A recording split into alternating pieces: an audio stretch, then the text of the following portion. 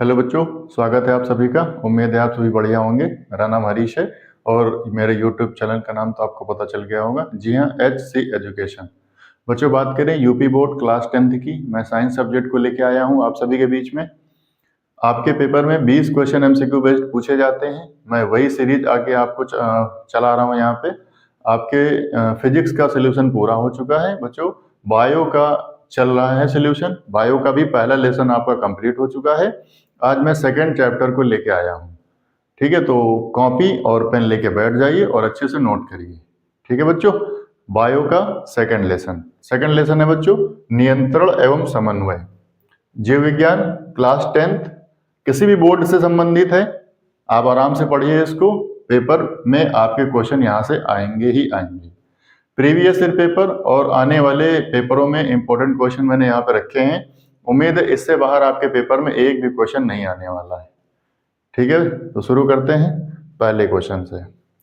पहला क्वेश्चन है, मस्तिष्क उत्तरदायी है। बच्चों, मस्तिष्क आपका जो है, मस्तिष्क माइंड, मस्तिष्क यानी माइंड, ठीक है, ये किसके लिए उत्तरदायी है? पहला जो ऑप्शन है सोचने के लिए, दूसरा ऑप्शन है शरीर के संतुलन बनाने के लिए, फिर है हृदय स्पंदन के लिए, और फिर 4 ऑप्शन है, ऑप्शन डी सभी के लिए। बच्चों, आपके पास जो दिमाग है, मस्तिष्क है, उसे क्या क्या काम होते हैं? आप सभी काम करते हैं उससे। काम लिखते हैं, सोचते हैं, पढ़ते हैं, खाना खाते हैं, बैठते हैं, क्रिया करते हैं, क्रिकेट खेलते हैं, जितने भी काम होते हैं सबको कंट्रोल कौन करता है? आपका दिमाग ही, मस्तिष्क ही तो करता है। ठीक है, आपको कब उठना है, कब आपको सोना है, आपको कब खाना खाना है, कब आपको पढ़ाई करनी है, ये सारे काम कौन करता है? ये सारे काम आपका मस्तिष्क ही करता है। तो सोचने के लिए काम ये भी मस्तिष्क करेगा, शरीर के संतुलन बनाने का काम ये भी मस्तिष्क करेगा, हृदय स्पंदन के लिए ये भी मस्तिष्क करेगा। तो इस क्वेश्चन का जो राइट आंसर है वो क्या हो जाएगा? ऑप्शन डी सही हो जाएगा, सभी के लिए। ठीक है बच्चों, क्लियर है? तो मस्तिष्क सभी के लिए उत्तरदायी है। अगला क्वेश्चन है, मस्तिष्क का कौन सा भाग बुद्धि तथा स्मृति का केंद्र है? बुद्धि तथा स्मृति, ये बुद्धि और स्मृति, स्मृति मतलब मेमोरी, मेमोरी।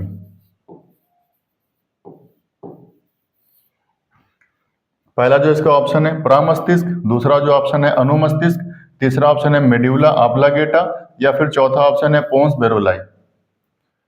ये है बुद्धि और मस्तिष्क। बच्चों, बात करें अगर आपके मस्तिष्क की, तो मस्तिष्क के 3 भाग होते हैं। एक होता है आपका अग्र मस्तिष्क,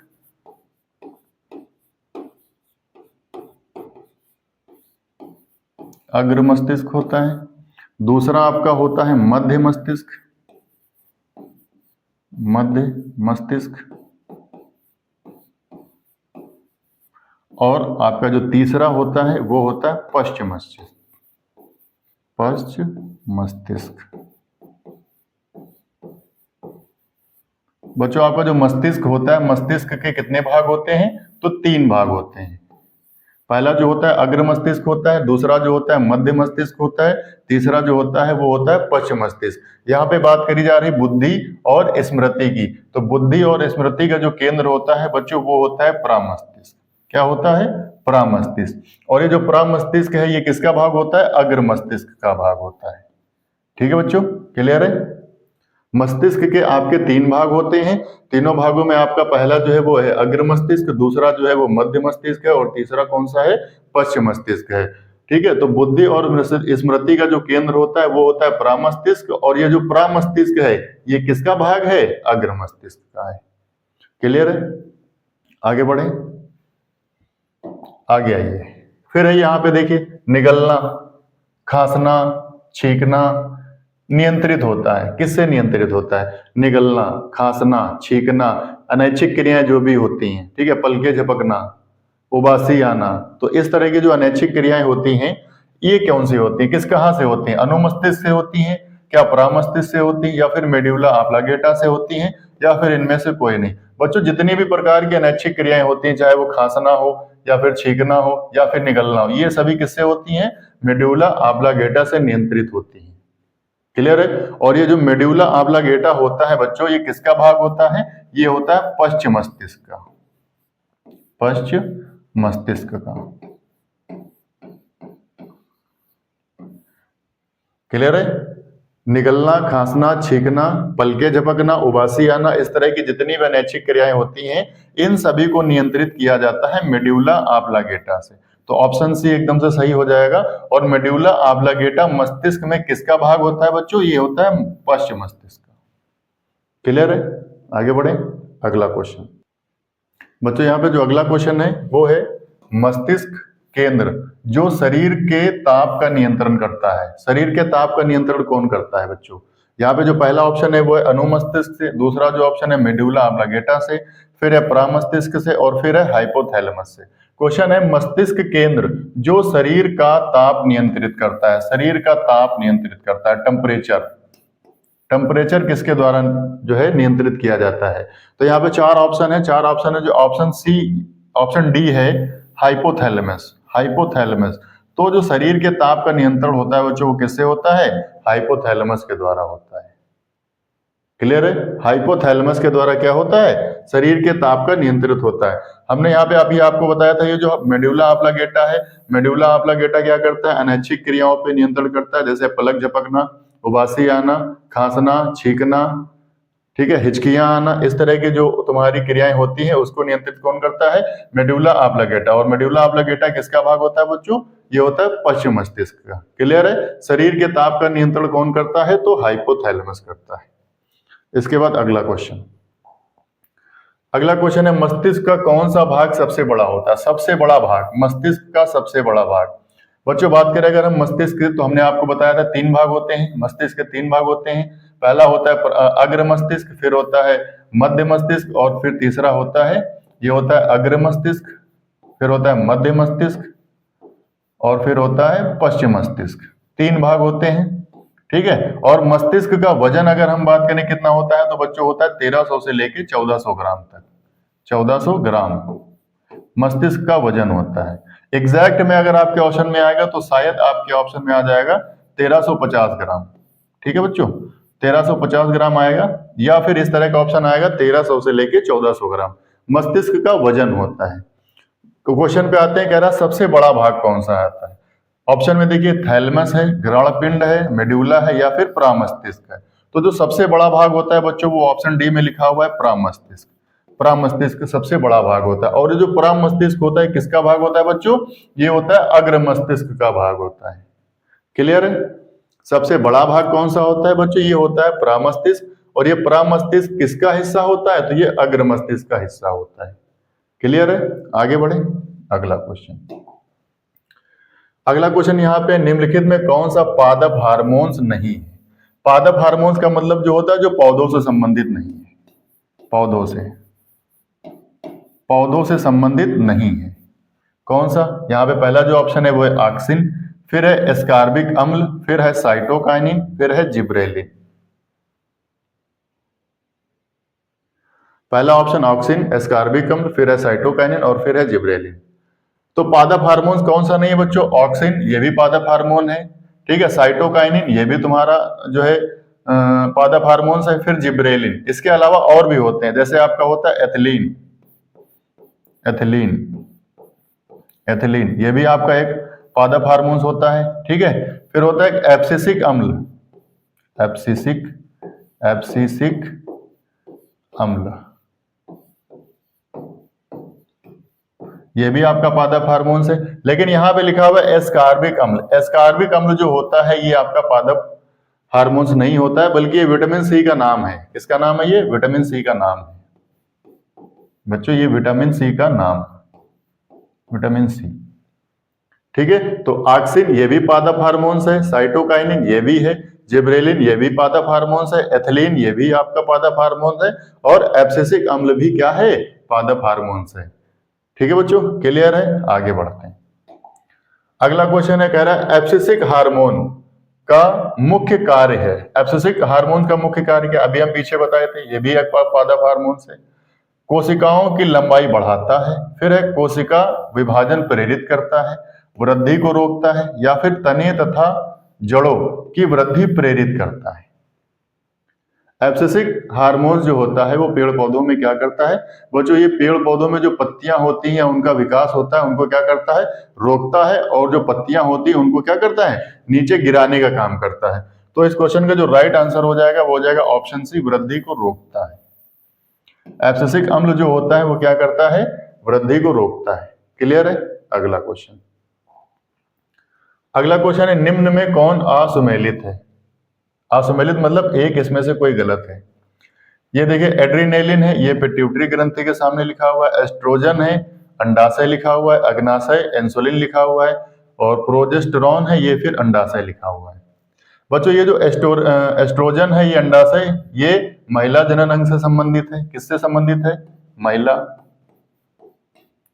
और आपका ये जो प्रोजेस्टेरॉन है, ये भी अंडा से संबंधित है, ये भी महिला संबंधित है। महिला कहें या फिर मादा कहें। अग्नाशय, अग्नाशय से क्या स्रावित होता है, इंसुलिन का स्रावण होता है। क्या होता है, स्रावण होता है। बच्चों जो इस क्वेश्चन का राइट आंसर है वो ऑप्शन ए सही हो जाएगा। पिट्यूटरी ग्रंथि में एड्रीनेलिन नहीं होता है, बल्कि पिट्यूटरी ग्रंथि में क्या होता है, वृद्धि हार्मोन होता है। क्या होता है बच्चों, वृद्धि हार्मोन होता है।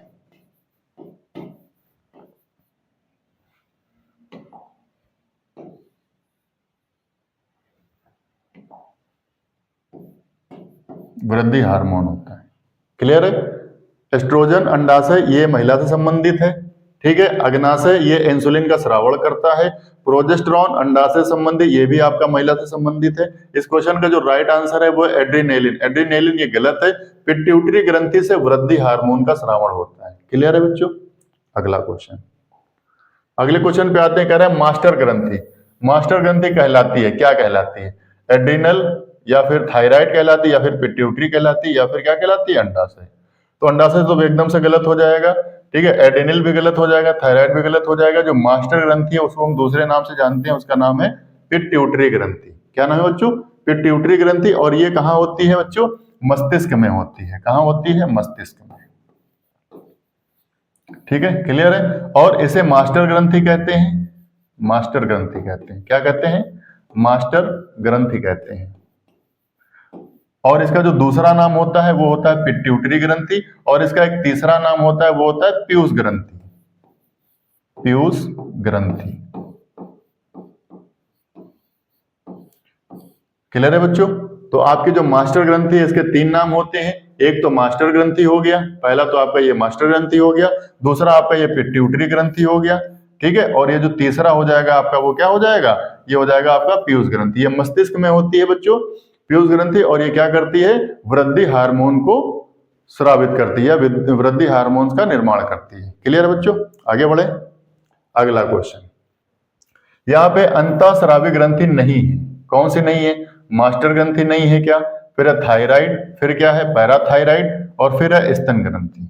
अंतःस्रावी ग्रंथि, अंतःस्रावी ग्रंथि किसे कहते हैं, तो अंतःस्रावी ग्रंथियां जो होती हैं वो शरीर के आंतरिक भाग से संबंध रखते हैं। तो आपकी मास्टर ग्रंथि ये आपकी खोपड़ी में होती है, दिमाग में होती है, ठीक है, मस्तिष्क में होती है, तो ये अंतःस्रावी ग्रंथि। थायराइड भी है आपकी और पैराथायराइड भी है। यहाँ भी लिखा हुआ स्तन ग्रंथि। तो बच्चों जो स्तन ग्रंथियां होती हैं वो अंतःस्रावी ग्रंथियां नहीं होती हैं, बल्कि वो क्या होती हैं, बहिस्रावी ग्रंथियां होती हैं। क्लियर है। तो स्तन ग्रंथियां क्या होती हैं, ये होती हैं बहिस्रावी ग्रंथियां, बहिस्रावी ग्रंथियां होती हैं। क्लियर है। तो स्तन ग्रंथियां इस क्वेश्चन का राइट आंसर हो जाएगा। ये क्या होती हैं, बहिस्रावी ग्रंथियां होती हैं। क्लियर है। आगे बढ़े। अगला क्वेश्चन बच्चों, जो यहाँ पे अगला क्वेश्चन है, मानव मस्तिष्क से कितनी कपाल तंत्रिकाएं निकलती हैं। कपाल तंत्रिकाएं पूछा जा रहा है, कपाल तंत्रिकाएं कितनी निकलती हैं। ऑप्शन ए में 3 जोड़ी है, फिर 5 जोड़ी है, फिर 10 जोड़ी है और फिर है 12 जोड़ी। तो कपाल तंत्रिकाओं की बात करें तो इस क्वेश्चन का राइट आंसर हो जाएगा 12 जोड़ी। ऑप्शन डी एकदम से सही हो जाएगा। 12 जोड़ी कपाल तंत्रिकाएं होती हैं जो आपके मस्तिष्क से जुड़ी होती हैं। क्लियर है। अगला क्वेश्चन, अगला क्वेश्चन यहाँ पे थायरॉक्सिन हार्मोन। ये देखिए थायरॉक्सिन हार्मोन बहुत ही खतरनाक टाइप का होता है ये, जिसको नहीं होता है तो बहुत खतरनाक रोग होता है। कौन सा रोग होता है, यही पूछा जा रहा है। कौन सा रोग होता है, रतौंधी। रतौंधी बच्चा ये होती है विटामिन ए की कमी से। किस कमी से होती है, विटामिन ए की कमी से रतौंधी होता है। रतौंधी में क्या होता है, बताइए रतौंधी में क्या होता है। रतौंधी में क्या होता है, रात में नहीं दिखाई देता है। अब आप कहोगे रात में तो सर किसी को नहीं दिखाई देता है, लेकिन वो वाला दिखना नहीं होता है। जिसको रोग होता है उसको बिल्कुल भी नहीं दिखाई देता है, जिसको रोग नहीं होता है उसको थोड़ा बहुत दिखाई देता है। लाइट नहीं आ रही होती है तो क्या करता है, वो थोड़ा बहुत इधर उधर चल फिर सकता है, लेकिन जिसको रतौंधी आ रही होंगी वो बिल्कुल ही अंधा हो जाएगा, उसको रत्ती भर भी नहीं दिखाई देगा। क्लियर है। वर्णांधता क्या है? वर्णांधता क्या होता है? ये वर्णों को नहीं पहचान पाता है। वर्ण कह लो, अक्षर कह लो, ठीक है, या फिर क्या कह लो, रंग कह लो। मुख्यतः ये रंग जो तुम्हारा होता है, शब्द रंगों का क्रम नहीं बता पाता है कि कौन सा पीला है, कौन सा हरा है, कौन सा नीला है, नीले काले में भेद नहीं बता पाएगा, काले भूरे रंग में भेद नहीं बता पाएगा। तो वर्णांधता जो तुम्हारा होता है, ये अनुवांशिक रोग होता है। कैसा रोग होता है? अनुवांशिक रोग होता है। अनुवांशिक रोग होता है, ठीक है। अनुवांशिक का मतलब होता है पीढ़ी दर पीढ़ी, जो माँ बाप से बच्चों में जाता है उसे अनुवांशिक रोग कहते हैं। क्लियर है। फिर यहाँ पे berry berry, berry berry vitamin B की कमी से होता है, विटामिन बी की कमी से होता है बेरी बेरी, ठीक है। तो थायरॉक्सिन हार्मोन की कमी से बच्चा रोग कौन सा होता है? घेंघा रोग होता है। क्या होता है? घेंघा रोग। आयोडीन युक्त नमक खाइए और घेंघा रोग से राहत पाइए। तो जो थायरॉक्सिन हार्मोन होता है वो आयोडीन में ज्यादा होता है, इसीलिए बोला जाता है आयोडीन की कमी से घेंघा रोग होता है। आयोडीन की कमी से भी घेंघा रोग होता है, और उसमें होता क्या है? थायरॉक्सिन नामक हार्मोन होता है, उसी की कमी से क्या हो जाता है बच्चों? ये आपका घेंघा रोग हो जाता है। क्लियर है। आगे बढ़े, अगला क्वेश्चन। यहां पे लिखा हुआ है कौन सी ग्रंथि बहि एवं अंतःस्रावी दोनों है? अंतःस्रावी भी है और बहिस्रावी भी है। अभी मैं बता चुका हूं आपको कि जो तुम्हारी पिट्यूटरी ग्रंथि है ये अंतःस्रावी ग्रंथि है। दुग्ध ग्रंथियां, इनको बच्चों क्या कहा जाता है? स्तन ग्रंथियां कहा जाता है। क्या कहते हैं? स्तन ग्रंथि। और ये कैसी होती हैं? ये बहिस्रावी होती हैं, ये होती हैं बहिस्रावी।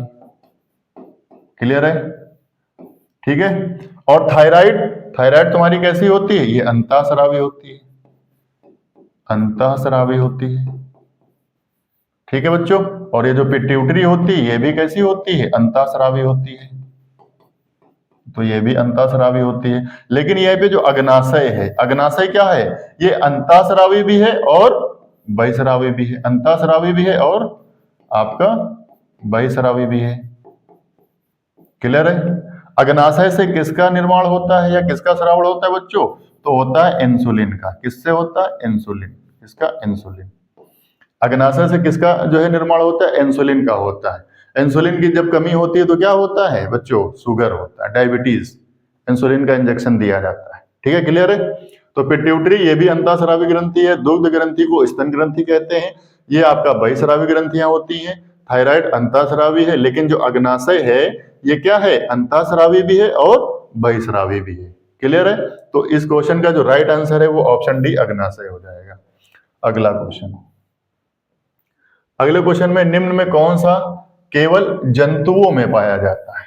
क्वेश्चन नंबर 14 पे हैं हम लोग, ठीक है। जंतुओं में क्या पाया जाता है? श्वसन। तो श्वसन जो तुम्हारा है ये इंसानों में भी होता है और जंतुओं में भी होता है। वृद्धि की बात करें तो वृद्धि इंसानों में भी होती है, सभी जीवों में वृद्धि होती है, सभी जीव अपनी अपनी वृद्धि करते हैं। हार्मोन जो होते हैं, हार्मोन्स भी सभी में होते हैं, इंसानों में भी होते हैं, बाकी सभी जीवों में भी होते हैं, ठीक है। लेकिन यहाँ पे जो शब्द लिखा हुआ है तंत्रिका तंत्र, क्या लिखा है बच्चों? तंत्रिका तंत्र। तो जो तंत्रिका तंत्र है यही सिर्फ जंतुओं में पाया जाता है। क्लियर है। तो इस क्वेश्चन का जो डी ऑप्शन है वो एकदम से सही हो जाएगा। तंत्रिका तंत्र केवल जंतुओं में पाया जाता है। क्लियर है। आगे बढ़े, अगला क्वेश्चन। विटामिन सी, ये देखिए आ गया विटामिन सी। विटामिन सी की कमी से होने वाला रोग, विटामिन सी की कमी से कौन सा रोग? अभी हमने बताया रतौंधी, तो विटामिन ए की कमी से। स्कर्वी ये होता है बच्चों आपका विटामिन सी की कमी से। जनन क्षमता में कमी बच्चों ये होता है आपका विटामिन ई की कमी से, जनन क्षमता में कमी या बांझपन, ठीक है। फिर है रक्त का थक्का ना जमना बच्चों, ये होता है आपका विटामिन के की कमी से। क्लियर है। तो रतौंधी विटामिन ए की कमी से होता है, स्कर्वी विटामिन सी की कमी से होता है, जनन क्षमता में कमी विटामिन ई की कमी से होता है, और रक्त का थक्का ना जमना ये होता है ना जमना, रक्त का थक्का ना जमना, रक्त का थक्का ना जमना, तो ये होता है विटामिन के की कमी से। रक्त का थक्का ना जमने का मतलब है कि मान लो अगर किसी को चोट लग जाती है और उसकी उंगली या पैर में ब्लड निकलने लगता है, कट जाता है, तो लगातार ब्लड बहता रहता है, ब्लड बहता रहता है, रक्त का थक्का नहीं जमता है और अंत में उसकी क्या होती है? मृत्यु हो जाती है। क्लियर है। आगे बढ़े, अगला क्वेश्चन। अगला जो क्वेश्चन है वो है एड्स। क्या है बच्चों? एड्स। एड्स का कारण क्या है? एड्स, जो एड्स बच्चा है इसका फुल फॉर्म पूछा जाता है। तो एड्स का होता है, आपका फुल फॉर्म होता है एक्वायर्ड इम्यूनो डिफिशियंसी सिंड्रोम। ठीक है, acquired immunodeficiency syndrome. AIDS का जो वाहक होता है बच्चों वो होता है वायरस। क्या होता है? वायरस, विषाणु। ये किससे होता है बच्चों? वायरस से होता है। क्लियर है? तो एड्स कारण क्या है इसका? विषाणु, वायरस से होता है। ये जो रोग है बच्चों ये यौन संबंधी रोग है। कौन सा रोग है? यौन संबंधी रोग है। क्लियर है? यौन संबंधी रोग है और किससे होता है? वायरस से होता है। तो इस क्वेश्चन का जो राइट आंसर है वो विषाणु यानी ऑप्शन डी एकदम से सही हो जाएगा। क्लियर है? आगे बढ़े, अगला क्वेश्चन कह रहा है निम्न में कौन सा यौन संचरित रोग है? अब यहाँ पे अभी हमने आपको बताया कि ये जो आपका यौन संचरित रोग है वो कौन सा? एड्स है। आगे क्या पूछ रहा है अगले क्वेश्चन में? यहाँ क्या पूछ रहा है? कौन सा? क्या गोनेरिया है, क्या सिफिलिस है, क्या HIV एड्स है, या फिर ये सभी है? तो यौन संचरित रोग ये सभी रोग हैं। कौन से हैं? ये सभी रोग कैसे हैं? यौन संचरित हैं। गोनेरिया भी आपका जो है यौन संबंधित रोग है, सिफिलिस भी आपका क्या है? यौन संचरित रोग है, HIV एड्स, ठीक है, यही एक तरह का बहुत खतरनाक वायरस होता है, लाइलाज बीमारी होती है, चांसेस बहुत कम रहते हैं पेशेंट के बचने के, ठीक है, मृत्यु निश्चित है। अब तो इलाज होने लग गया है, लेकिन इस क्वेश्चन का जो राइट आंसर है वो क्या है? ऑप्शन डी एकदम से सही हो जाएगा, सभी रोग। ये जितने भी रोग हैं सभी किससे संबंधित हैं? यौन संचरित रोग। अगला क्वेश्चन, कायिक जनन किसके द्वारा संभव है? बच्चों ये कायिक जनन जो होता है वो पेड़ पौधों में होता है। किससे, किसके द्वारा होता है? क्या जड़ों से होता है, या फिर तनों से होता है, या फिर पत्तियों से होता है, या फिर इन सभी से होता है? कायिक जनन पेड़ पौधों में होता है और ये सभी से होता है। किससे होता है? जड़ों से भी हो जाता है, तनों से भी होता है, पत्तियों से भी होता है। इसलिए इस क्वेश्चन का जो राइट ऑप्शन एकदम से डी सही हो जाएगा। इन सभी से कायिक जनन संभव है। क्लियर है बच्चों? अगला क्वेश्चन, अगला क्वेश्चन है मानव में भ्रूण को पोषण, भ्रूण किसे मिलता है? भ्रूण जानते हो, महिला के गर्भाशय में जब बच्चा बनने की शुरुआत होती है सबसे पहले क्या बनता है? भ्रूण बनता है। तो भ्रूण को पोषण कहां से मिलता है? इसका जो ऑप्शन है, क्या अंडाशय से मिलता है, या फिर प्लेसेंटा से मिलता है, या फिर वृक्क? वृक्क का आपका उत्सर्जी अंग है। क्या है? उत्सर्जी अंग है। इसका तो कोई मतलब ही नहीं बनता यहाँ पे। ये क्या है? उत्सर्जी अंग है। ठीक है, फिर है यहाँ पे फैलोपियन ट्यूब। तो ये फैलोपियन ट्यूब से क्या होता है? एग का निर्माण होता है, एग, ठीक है, अंडाणु बनता है। तो इस क्वेश्चन का जो राइट आंसर है, भ्रूण को पोषण मिलता है बच्चों प्लेसेंटा से। प्लेसेंटा को और एक नाम से जानते हैं, इसका नाम होता है अपरा। क्लियर है? तो या तो ऑप्शन में प्लेसेंटा होगा या फिर ऑप्शन में क्या होगा? अपरा होगा। दोनों ही इस क्वेश्चन के राइट आंसर हैं। तो क्वेश्चन नंबर जो आपका 19 है, भ्रूण को पोषण कहां से मिलता है? तो इसका जो आंसर बी ऑप्शन में है, प्लेसेंटा से। क्लियर है बच्चों? ठीक है, आगे बढ़े, अगला क्वेश्चन। बच्चों ये क्वेश्चन आखिरी क्वेश्चन है, क्वेश्चन नंबर 20 कह रहा है परिवार नियोजन की स्थायी विधि है। परिवार नियोजन की बात करें तो क्या होता है? परिवार नियोजन का मतलब है कि परिवार में जनसंख्या को सीमित रखना। ठीक है बच्चों, हम दो हमारे दो, यानी बच्चे कम हो, परिवार की जनसंख्या क्या हो? सीमित हो, यही परिवार नियोजन है। अब कह रहा है परिवार नियोजन की स्थायी विधि क्या है? स्थायी मतलब एक बार हो गया काम खत्म। कैसे होगा? क्या गर्भ निरोधक गोलियों से होगा? बिल्कुल नहीं होगा। निरोध का प्रयोग करके होगा? बिल्कुल नहीं होगा। वैसेक्टोमी, ये क्या है? ये एक तरह की नसबंदी है। क्या है? नसबंदी, इसे कहते हैं नसबंदी। ठीक है, तो गर्भ समापन से भी नहीं होता है। तो इस क्वेश्चन का जो राइट आंसर है वो क्या हो जाएगा? वैसेक्टोमी हो जाएगा। वैसेक्टोमी क्या है? ये एक तरह की नसबंदी है बच्चों। क्या है? नसबंदी। और किसकी नसबंदी है? ये पुरुष की है। किसकी है? पुरुष की है। पुरुष की नसबंदी करो, काम खत्म। ठीक है, और महिला की भी नसबंदी होती है, उसको क्या कहते हैं? उसको कहते हैं ट्यूबेक्टोमी। ट्यूबेक्टोमी, ट्यूबेक्टोमी ये किससे संबंधित है बच्चों? ये महिला नसबंदी है। क्या है? महिला नसबंदी। ठीक है, तो ये दोनों ही क्या है? ये स्थायी विधियां हैं। तो ट्यूबेक्टोमी, ठीक है, ट्यूबेक्टोमी ये महिला नसबंदी है, और वैसेक्टोमी क्या है? ये पुरुष की नसबंदी। क्लियर है? ये दो ही क्या होती है? आपकी स्थायी विधियां होती हैं। क्लियर है बच्चों? समझ में आया आपको? एकदम बढ़िया से आप प्रॉपर नोट बना लीजिए, इसके टाइम टू टाइम रिवीजन करिए। उम्मीद है इससे बाहर आपकी परीक्षा में एक भी क्वेश्चन नहीं आने वाला है। इंपॉर्टेंट क्वेश्चन है, प्रीवियस ईयर में बार बार पूछे जा चुके हैं, आगे भी इन्हें पूछे जाने की संभावना है। कैसा लगा आपको वीडियो? कमेंट कीजिए, सब्सक्राइब कीजिए और अपने दोस्तों में शेयर कीजिए। क्लियर है बच्चों? ठीक है, बहुत बहुत धन्यवाद। जय हिंद।